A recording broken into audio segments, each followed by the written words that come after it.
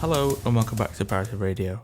In this episode, I speak to a gentleman called Andy Khatouli, who is a creative director from London, who has done sort of a lot of amazing work for a lot of different companies. But I originally came across Andy as he did a talk at Birmingham Design Fest, which I attended, I want to say last month at some point now. And he did a talk where he talked about just sort of unconventional ideas, and it was kind of my favourite talk of the weekend. He was really funny, he was really smart.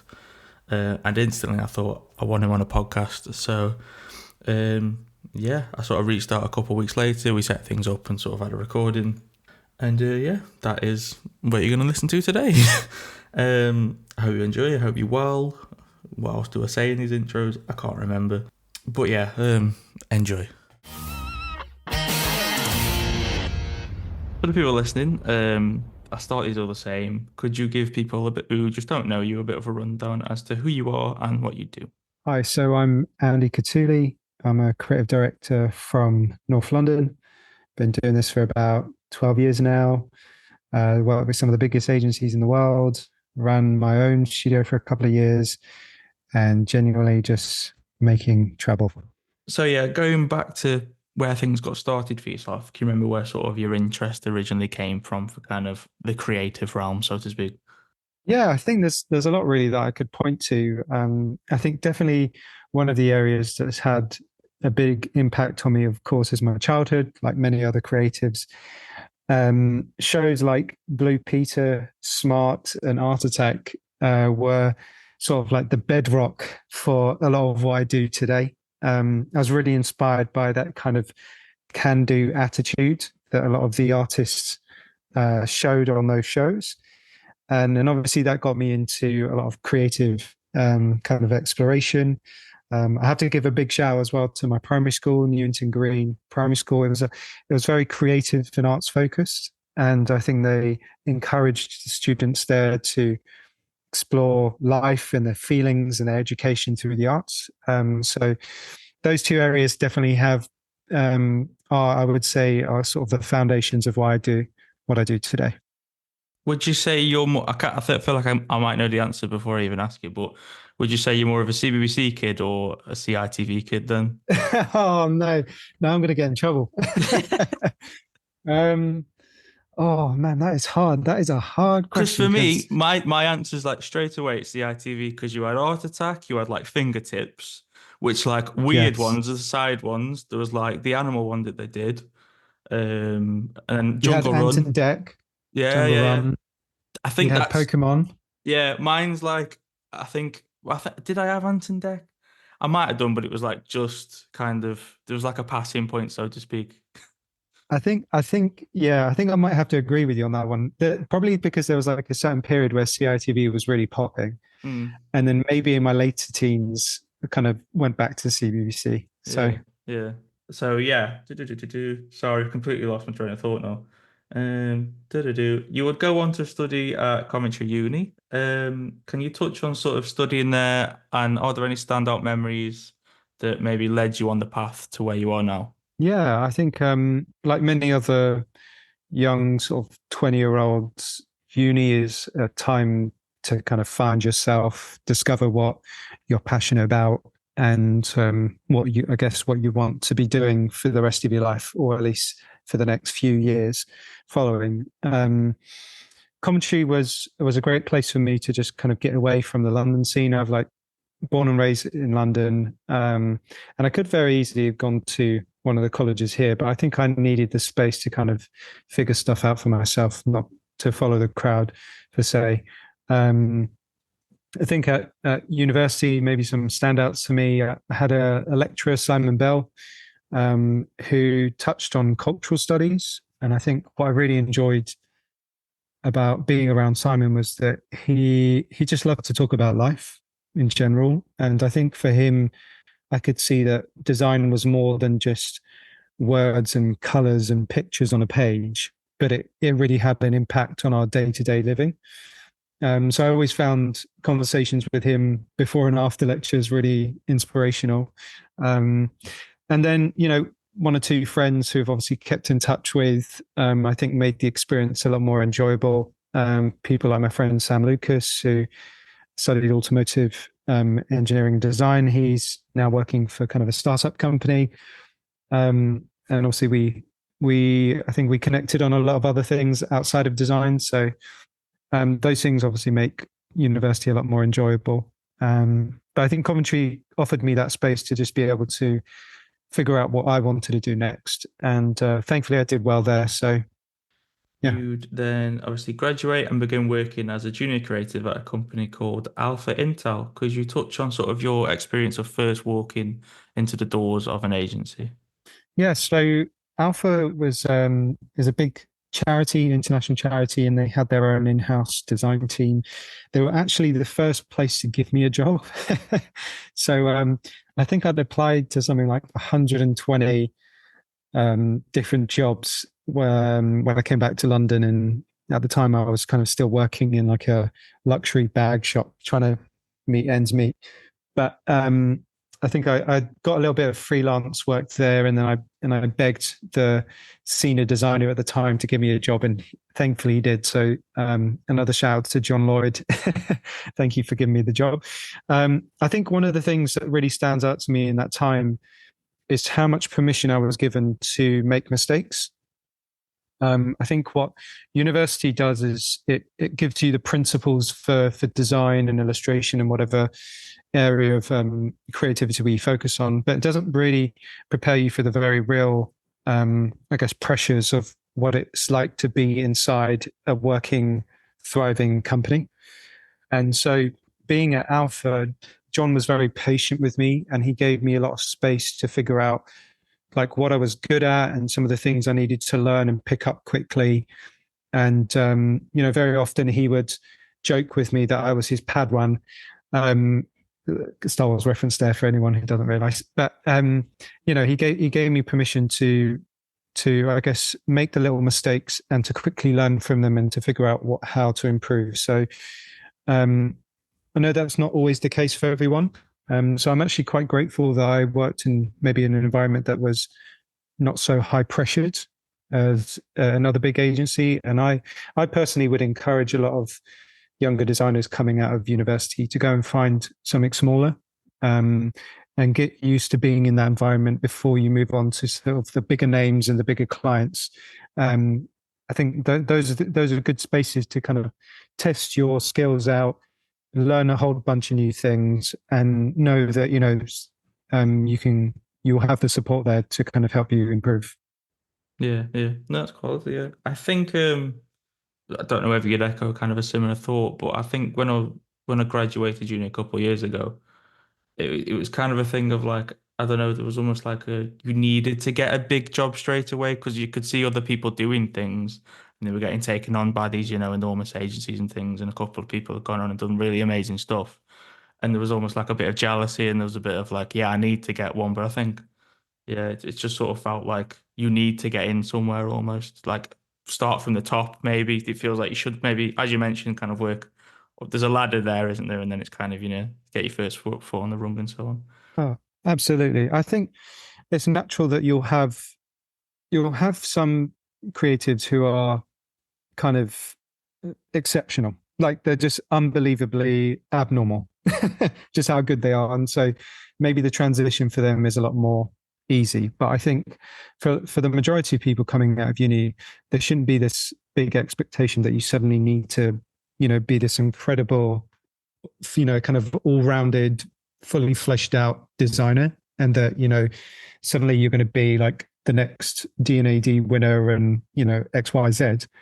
I think if anything, I would encourage people to kind of remember that it's your own journey and you're going to figure this stuff out on your own. And just as long as you've got the ambition and you've got the support around you, then take your time. There's no rush to this. And my journey's been slow and I've got to a position that I enjoy now, but it hasn't been easy. And I'm grateful for maybe the long roads that I've had to take to get there. So yeah, you've mentioned previously, I think it was on a different podcast you did, I think called like Unknown or something. I've completely forgot the name, but how you've almost had to kind of work double the amount just because of kind of where you come from and your background. Could you just touch on that a little bit and kind of expand on it? Yeah, I think like I just said, everyone has their own journey to things, and I think it's important to acknowledge that not everyone starts in the same position. Um, some people might have had to go through a lot of difficult circumstances in life, or maybe they've, found themselves in a position less privileged, or they haven't had the same opportunities as others. And it's okay to acknowledge that and to say, hey, it's fine if you've started in a different position.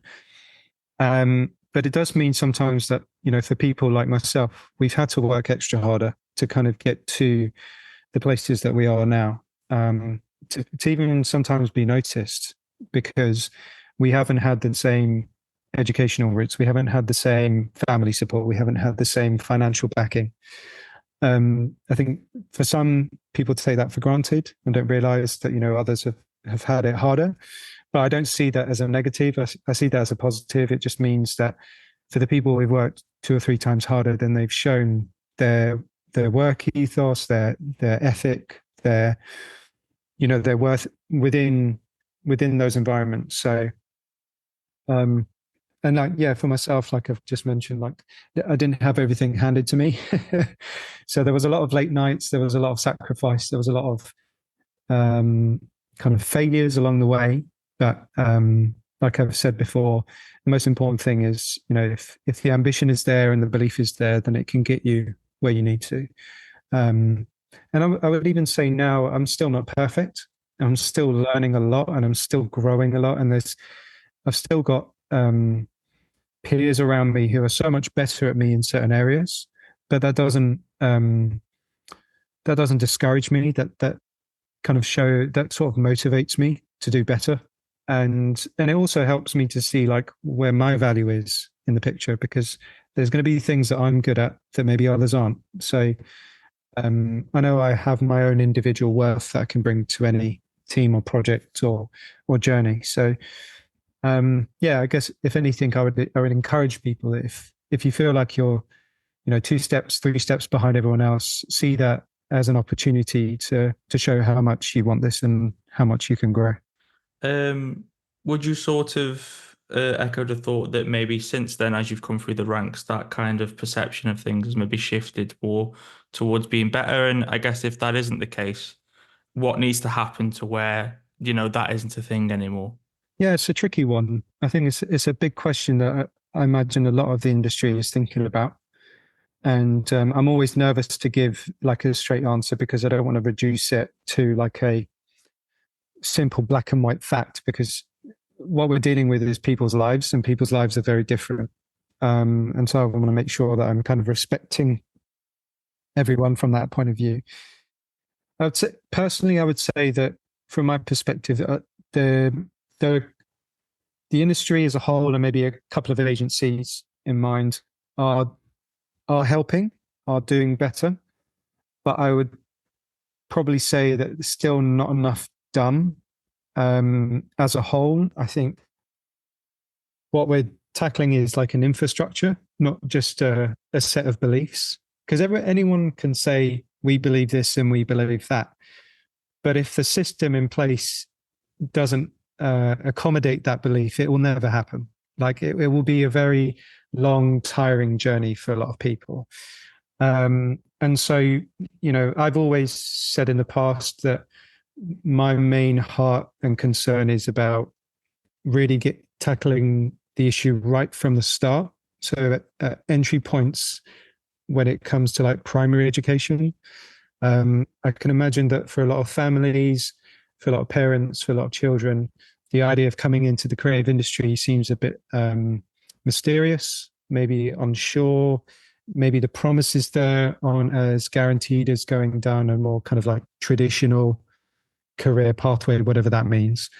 Um, and so, I guess my challenge, my encouragement to the industry as a whole would be to like focus on areas of primary education where kids will probably drop off more quicker because they're then unsure about what that could look like.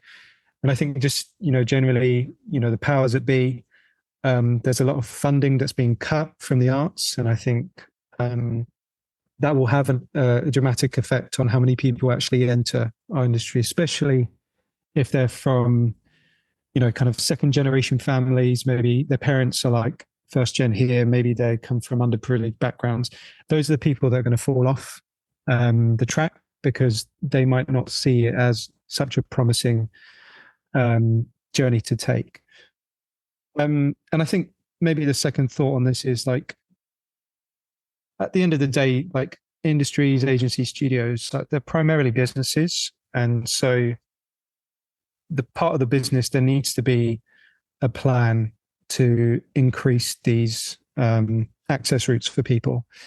I think if they're not at the top of the agenda, then it will just become yesterday's news. And so I would challenge and encourage everyone in the industry to think really carefully about how they can make an active difference when it comes to bringing people into the space. And it can't just be that, we say, hey, we're looking for people from untraditional backgrounds or people who might not have been part of this environment, because I think we'll find there'll be more challenges along the way in terms of trying to help people fit in because they've just not experienced this world. So if you're trying to hire people from different backgrounds, then you've got to have a look at the infrastructure as well and say, are we even set up? Are we even ready to welcome different ways of thinking and different ways of working and different ways of creativity? Or is it more that we're just trying to kind of get a pat on the back and say, hey, look, we hired a few different people and that makes us look good? I think if it is really important to those who are talking about it, then we need to be more proactive on that and try and figure that out. Yeah. Does it come from is there like almost a deliberate act of trying to separate the two kind of groups, so to speak? Like, is it a deliberate thing of saying you're a certain class, so we can't, we're going to purposefully limit it, or does it just come from ignorance? I don't know. I don't know. Like I was thinking about this quote that Steve Jobs said about creativity. This is kind of a side tangent, but he talks about how a lot of creativity can end up becoming predictable and a little bit boring because the creatives themselves haven't experienced enough. And so there's kind of like less dots to connect in their head. So as to say, like, if we're exposed to more, then there's more of a chance for us to kind of creatively solve problems. And I think that's a good lesson for us when it comes to hiring and access points and making it more accessible for people from different worlds and different backgrounds. It's like, if we haven't experienced what they're experienced, then it'd be really hard for us to understand like how to create those bridges. And so we need to invest time in those communities. And that's why I say, like, hey, why don't you go into primary schools? Why don't you go into your local area? Why don't you go into secondary schools? Why don't you go into this and that? Because otherwise we're not going to fully understand what it is that's stopping people from being able to get in. And they'll be able to give us an honest opinion about what it is that we're doing that's unhelpful. So it might be that we have a personal bias towards a certain group of people, or it might be that we think the best creatives fit these, 10 categories, but the people we're trying to get don't fit in any of those categories. So it's like, hey, maybe we need to change the way we're thinking. So I think as long as we're not experiencing enough, then we're kind of limiting ourselves from being able to find really effective solutions to some of these problems. You'd have a few different roles kind of through your career, and then in 2020 you found your own agency called Odyssey. Could you touch a little bit on why you went down kind of doing your own route kind of thing? Yeah, I think after being in the industry for some time, naturally you find things that you absolutely love and that you're like, hey, this is great. I want to be doing this for the rest of my life. And then there are obviously experiences that you just kind of want to forget and want to get rid of and improve on. And so Odyssey was really born from between a few people. We had the shared experience of some of these frustrations and challenges that have come up whilst we've been working in the industry. And I think we got to a point where we realized we could make a difference in these spaces. And sometimes that requires us to kind of exit left door and do something else, and maybe and set up something that would be countercultural, that would prioritize the areas that we felt were important and would celebrate more of the things that we knew were good. So I think for us at Odygy, we had kind of two sort of core beliefs. One, we knew that we needed to create work for a more interconnected society. So, like, the world is just ballooned in terms of like how we can communicate with one another, how we can connect with each other. And so we felt that for a lot of the places that we worked in, they've become quite homogenous in maybe their thinking or even the type of people who are working in those spaces. And we're like, the question was like, what would it look like if we had a team that was a lot more reflective of modern day culture? So could we be not only diverse in our thinking, in our creativity, in our skill set, but also in our backgrounds, our ethnicity, our kind of how we were raised up. Could we have a bit of a melting pot of all those things and invite those different voices around the table? And I think we knew that by allowing that, we would actually create more of a organic approach to creativity. So it was less about here's a cookie cutter approach to how things should be done, and more of an open-minded approach to saying, how would you approach this? How would you do this? What do you think about this? Like, what's your opinion on this? What would you do to improve this? What would you do to change it? So it became less restrictive, dogmatic, and it became more freeing and liberating. And we knew that if we did those two things really well, then what would happen was the work would be rich in quality, but also rich in context. And it was great because we did loads of projects and that was successful, that connected with people on the ground, connected with the client, and we knew that we had a formula that was working. So yeah, this is kind of the mid bit in the show, which is kind of like me ripping off Desert Island Discs, but not, but kind of is, but kind of isn't. And I asked all my guests the same question, and it's just the idea of if you could pick one thing to kind of go into a hall of fame, so to speak, that has been kind of the heartbeat of your own career for yourself, be it kind of a person, experience, you know, a drug. So I've had drugs before, a book, music, piece of film. What would that be for yourself? Yes, it's a hard. I've been thinking about this actually a little bit because like when people have asked me in the past like what inspires you, I'm like I don't actually know. Like everything. Like I try and fill my mind with as much as possible. Yeah, it's a tough one. I have principles that I work by, and I try to keep it simple, and then whatever happens after that is just kind of a reflection of it. So the three that I focus on is work hard. So like if I ever have a project or a job, like give it my best. Even if my best is like 50% that day, try and give it my best. Then I know at least I feel satisfied with what I've done. I'm a person of faith, so I pray. So I believe in the spiritual, and I believe that I'll be inspired in that space and with God. So I offer up my work to God, and then I rest really well. I try and take as much time as I can to recharge. And rest looks different for different people. Rest doesn't necessarily mean sleeping on the sofa. Rest to me sometimes is like going for a run, watching something that would rejuvenate me, inspire me. Maybe it's like pop to a gallery. Maybe it's like go to a local market, car boot sale, try and find some random stuff and put it on my shelf. So those three principles I've always tried to keep them close to heart, and then whatever comes my way, then I kind of try and take it optimistically, try and be as energetic as possible, try and be as joyful as possible. So yeah, work hard, pray hard, and rest well.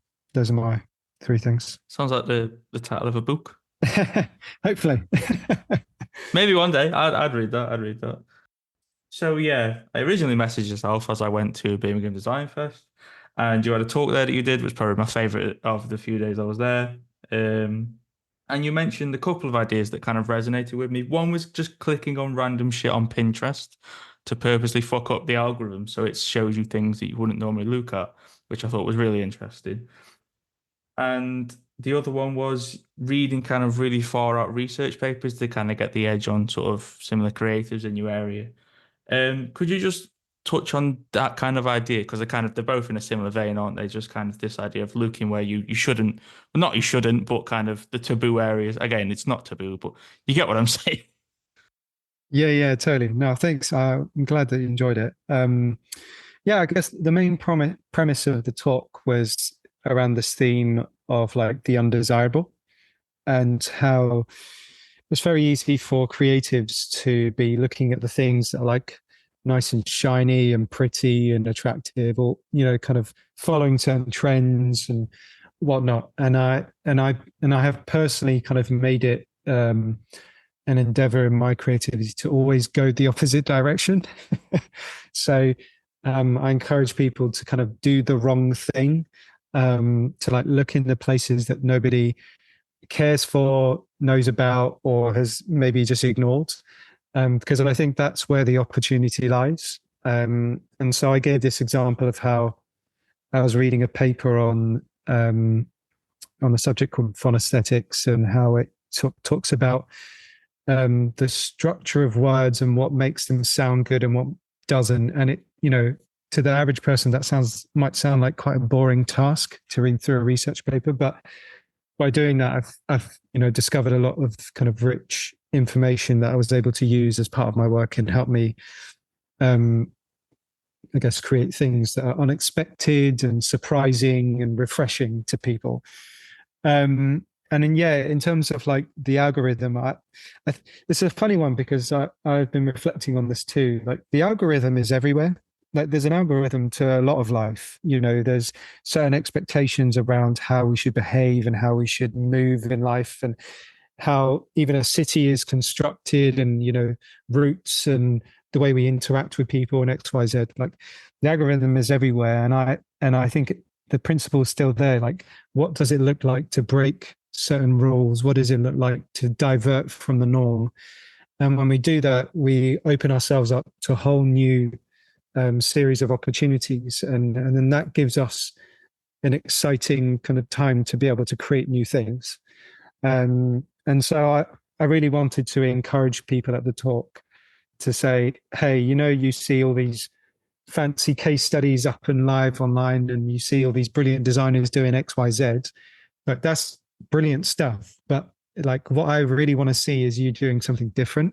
And so don't feel the need to copy or imitate, maybe emulate their work ethic or maybe some of their process. But when it comes to the actual work itself, like do the stuff that's weird and random and dumb and maybe some would perceive as silly, because a lot of the great artists and innovators of our time did exactly that.